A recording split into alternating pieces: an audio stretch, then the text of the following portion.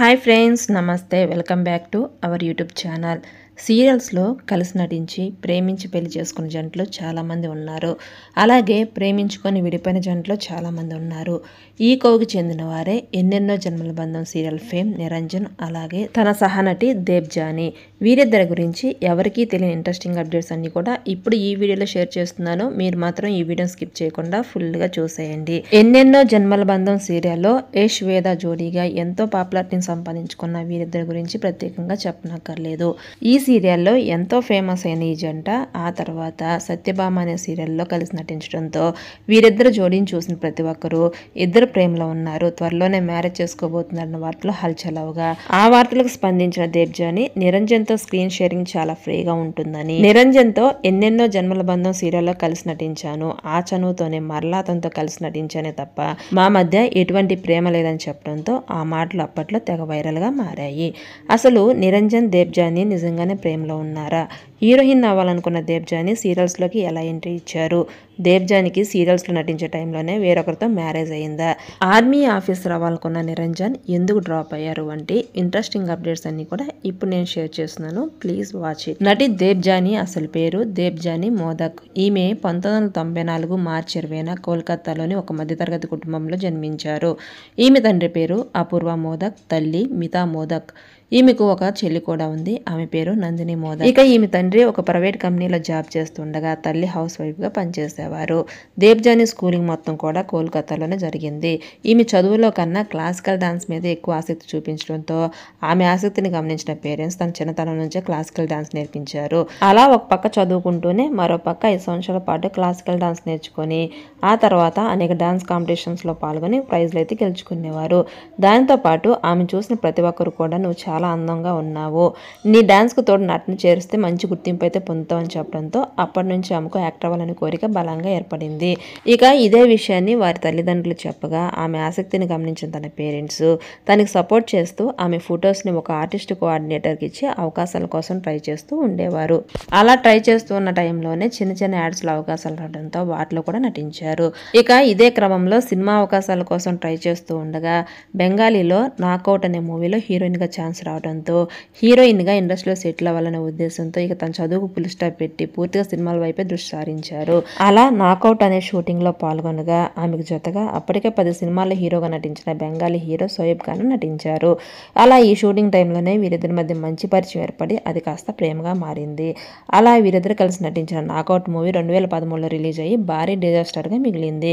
కాగా ఆ తర్వాత మరలా వీరిద్దరి కాంబినేషన్ లోనే గ్యాంగ్స్టర్ అనే మరో మూవీలో జతగా నటించగా ఆ మూవీ కూడా అటర్ ఫ్లాప్ గా నిలిచింది. దాంతో షోయబ్ ఖాన్ డైరెక్టర్ గా మారి తానే హీరోగా ఒక సినిమా ప్లాన్ చేశారు. కానీ దాంట్లో హీరోయిన్ గా సనం చౌదరి గారిని ఫిక్స్ చేశారు.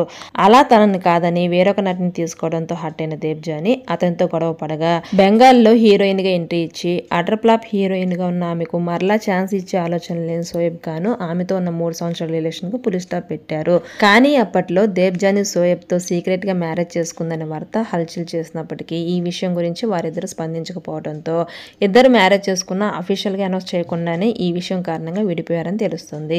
ఇక అలా వీరిద్దరు విడిపోయిన తర్వాత దేబ్జానీ మరికొన్ని సినిమాలు నటించినా అవి కూడా అటర్ ఫ్లాప్ అవడంతో ఇక ఆమెకు బెంగాల్ మూవీస్ లో ఛాన్స్ ఇచ్చేవారు తక్కువయ్యారని చెప్పాలి. ఇక ఈ క్రమంలోనే ప్రైవేట్ జాబ్ చేస్తూ తన ఇంటిని పోషిస్తున్న తన తండ్రి అనారోగ్య సమస్యల కారణంగా ఉద్యోగం మానేసి ఇంట్లోనే ఉండటం వల్ల వారి కుటుంబ బాధ్యత అంతా కూడా దేబ్జానీ మీద పడడంతో ఇటు సినిమా అవకాశాలు రాకపోవడంతో సీరియల్స్ లోనైనా తన అదృష్టాన్ని పరీక్షించుకోవాలని భావించిన దేబ్జానీ సీరియల్స్ లో ఛాన్స్ల కోసం ట్రై చేయగా ఆ టైంలోనే అపాన్ జోన్ అనే సీరియల్లో అవకాశాలు రావడంతో వెంటనే ఓకే చెప్పారు. అలా దేబ్జానీ మొట్టమొదటిసారిగా వెండితెరకు పరిచయం అయ్యారు. అలా ఈ సీరియల్ ద్వారా ఆమెకు అలాగే తనతో నటించిన రాజ్దీప్ గుప్తాకు మంచి ఆదరణ లభించడంతో మరలా వీరిద్దరి కాంబినేషన్ లోనే ఫుల్మోని అనే మరో బెంగాల్ సీరియల్లో కలిసి నటించగా ఆ సీరియల్ ద్వారా అంత ప్రజాదరణ అయితే లభించలేదు. దాంతో ఒక్కసారిగా దేబ్జానీకి అవకాశాలు తగ్గాయని చెప్పాలి. ఎంతలా అంటే సీరియల్స్ లో మెయిన్ రోల్స్ కాకుండా సపోర్టింగ్ రోల్సే వచ్చేవి. కానీ తనకున్న ఆర్థిక ఇబ్బందుల కారణంగా ఆ పాత్రలు పోషించినప్పటికీ కూడా వచ్చే ఆదాయం సరిపోకపోవడంతో తమిళ సీరియల్స్లోనే తన అదృష్టాన్ని పరీక్షించుకోవాలనే ఉద్దేశంతో బెంగాల్ నుంచి చెన్నైకి షిఫ్ట్ అయ్యి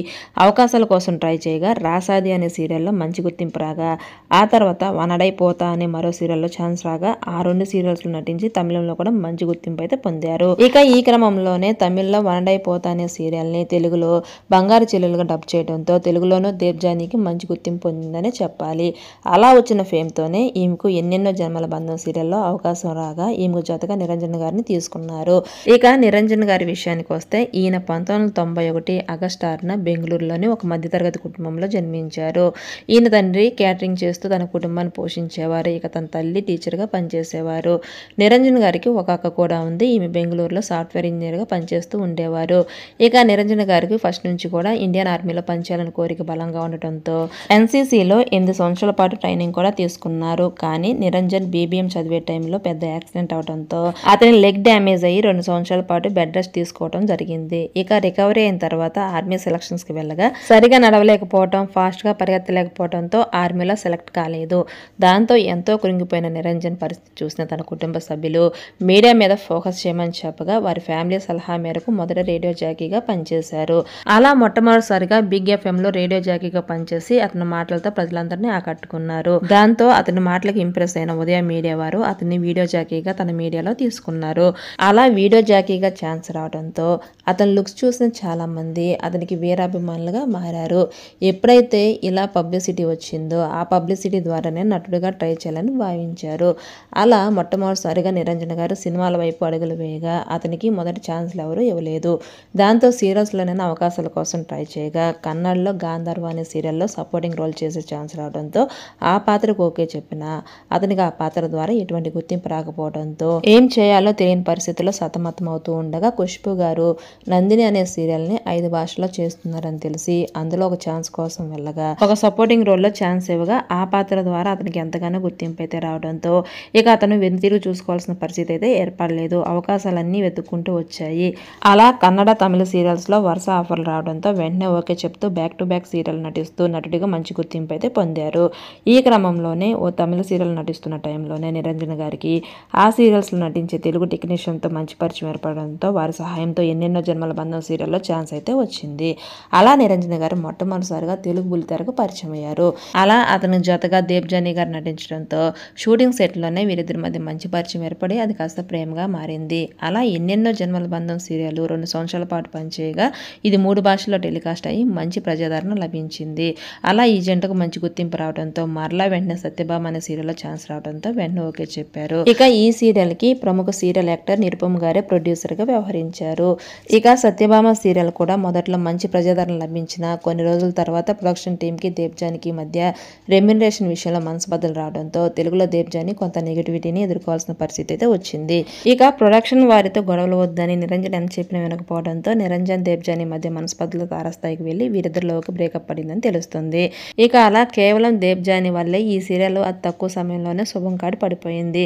ఆ తర్వాత దేవ్జానీ తమిళ సీరియల్లో బిజీ కాగా నిరంజన్ గారు కన్నడ సీరియల్లో బిజీ అయినట్లు తెలుస్తుంది. అలా నిరంజన్ అలాగే దేవ్జానీ ఇద్దరు కూడా వారి ప్రేమకు బ్రేకప్ చెప్పుకొని ఎవరి పనుల్లో వారు బిజీ కాగా రీసెంట్ గా నిరంజన్ గారు అమూల్య అనే తన సహనటిని మ్యారేజ్ చేసుకోబోతున్నట్లు తెలుస్తున్న వీరిద్దరు ఆ విషయం గురించి అధికారికంగా ప్రకటించాల్సి ఉంది. సో ఇది ఫ్రెండ్స్ సంగతి. దేవ్జానీ నిరంజన్ గురించి మీరేమనుకుంటున్నారో కామెంట్ రూపంలో తెలియజేయండి. ఈ వీడియో నచ్చితే లైక్ చేయండి, మీ ఫ్రెండ్స్కి షేర్ చేయండి. ఇలాంటి ఇంట్రెస్టింగ్ అప్డేట్స్ గురించి మన ఛానల్ అయితే వెంటనే సబ్స్క్రైబ్ అయితే చేసుకోండి. Thanks for watching.